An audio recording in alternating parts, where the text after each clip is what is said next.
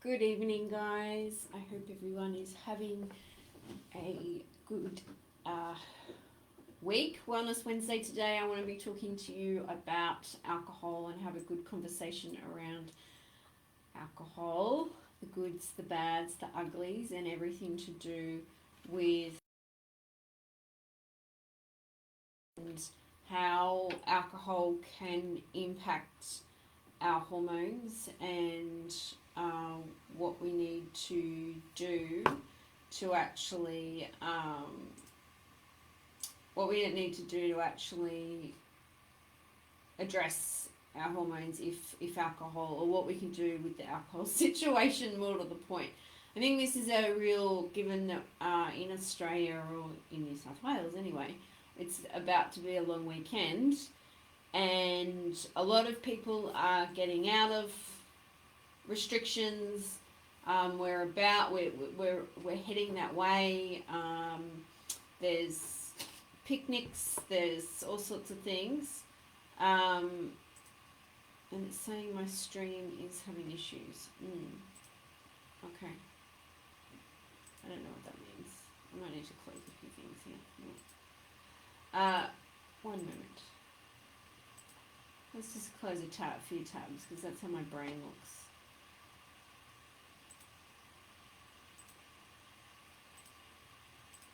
Let's see how we go. And hopefully that will help. Okay. If you can hear this, by the way, please let me know, and please comment as I go along. But I've got a few things to cover. So if you're watching the replay, please do hashtag replay and just ask your questions as well, because I will endeavour to get your your questions answered, not your answers questioned. Like if you have a question and you're thinking it, there's a high chance that someone else is, and so it's important that I really want you to share, because it will benefit someone else, and you're doing someone else's service as well. So alcohol. Now, alcohol with hormones is a big one, and this is a particularly good topic to cover as well at the moment, particularly with a lot of us being in restrictions and lockdown restrictions. And I've noticed two things. Either people's drinking habits get worse and they fall into like these habits they wouldn't normally have. Probably not as bad, because they're more likely the sort of person to go out and drink at a party or out socially when they're around lots of people, and potentially because that's not happening as much. So there's two ways. I know a lot of people have been drinking more since this for the last 18 months. Just in general, and a lot of it is to do with a coping mechanism. A lot of it's boredom. A lot of it is, when people have kids in the house and don't know where else to go and don't know what else to do, they end up drinking alcohol. And in a lot of ways, I'm like, well, fair enough. I think for me, because I'm in Sydney, I had a lot more insight to it in the this time round compared to last year, because it was winter. It's been winter. It hasn't been like it's been a lot longer. And I'm like, I really get it. Why people go, oh, screw it, I'm just going to have some wine. Because it's like, what else am I going to do? And with even feeling despair or hopelessness with the way that the world is at the moment, I think I totally get it. Why we all go, oh, screw it, I'm going to have a glass of wine or two. The thing is that then this has become a habit, and we've got some habits that are not helpful. There's a couple of things you need to know when we're talking about alcohol. We all know, like on a surface level, that alcohol is not good for us. But there's this conflict, because it's also used, and it's the same as food, as a social bonder for a lot of us, and we've been conditioned and taught to socially connect with others over an alcoholic beverage. And a lot of people find it hard for lots of different reasons to be in a social situation and not even have alcohol. And that is a whole nother conversation. What I really want to talk about today, it is another conversation, but it's not. Like there is the connection, the important parts about human connection, all of that. And when you look at alcohol over the history of time, alcohol is often being used as a, wine, as a connection. And there's the uppers and the downers, which is a lot with what I see, like the coffee in the morning and then the downers to calm down at night. And maybe that is worse at the moment. Maybe it's better for you. There's everyone's in a different situation, and I have I have compassion for the situation that you're in, but I totally understand. I think I had some insight into why people go and drink. I even I had some wine, because we're allowed to have friends over, like a friend, and I had a friend over that during the whole pandemic or during this lockdown, and she came over for dinner. We had some wine and there was still left over, and I had another glass on my own the next night, and I was like, I had this moment where I really was like, oh, I get why people are just like, oh, screw it, I'm just going to drink. So I just want to come from that perspective at first and know that this is not judgmental or anything like that. I just want to share, really, if you're struggling with hormonal issues, PMS issues, period issues, migraines, gut issues, anxiety, depression, you've really got to at some point get real and start to look at your relationship you have with alcohol, and is it serving?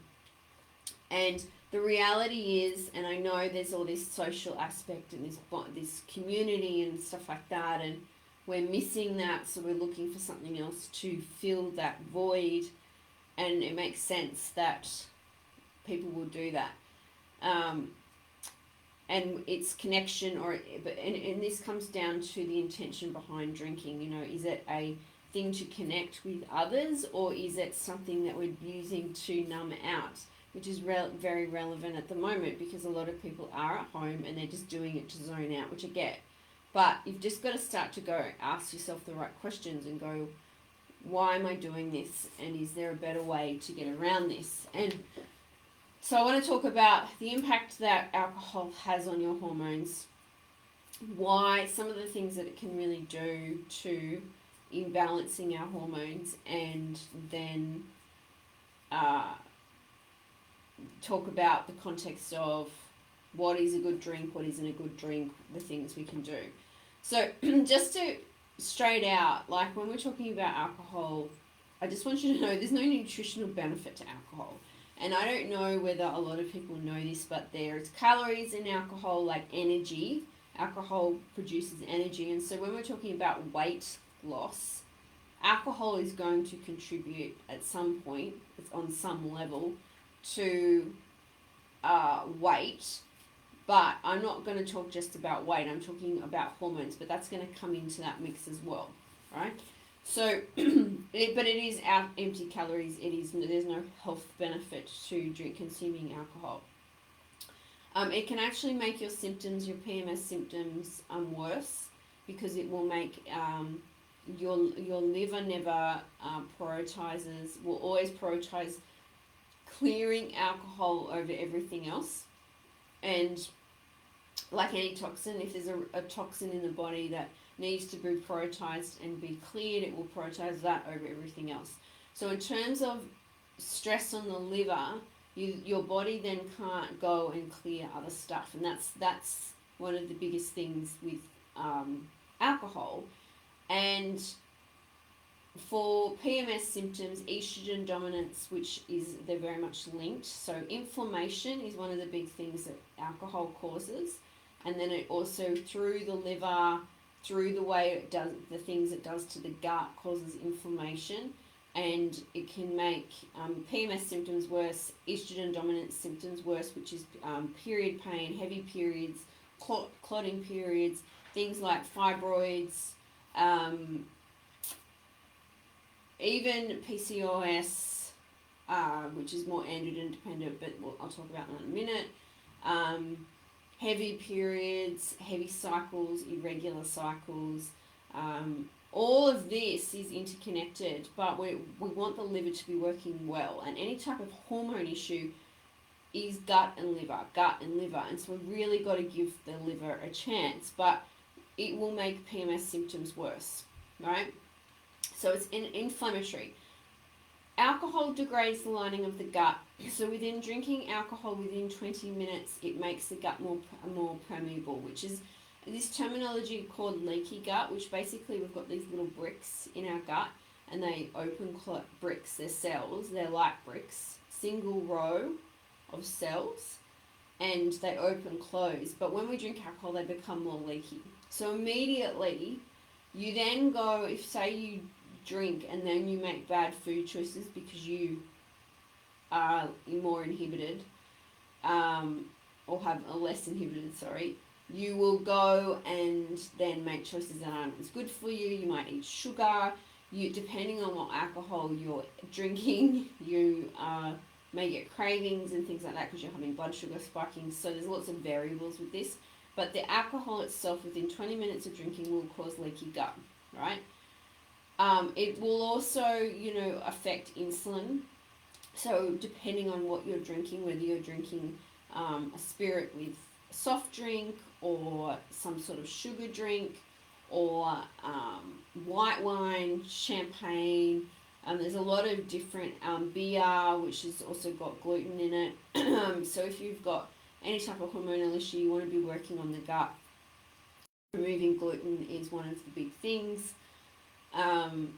And knowing that, for example, a lot of people react to beer because of the gluten in it, and it makes them feel bloated and not so good. A beer every now and then, I'm okay with. I have a beer every now and then, but I've done a lot of gut work. So if you're watching this and you've got hormonal issues, I'm just laying it down for you.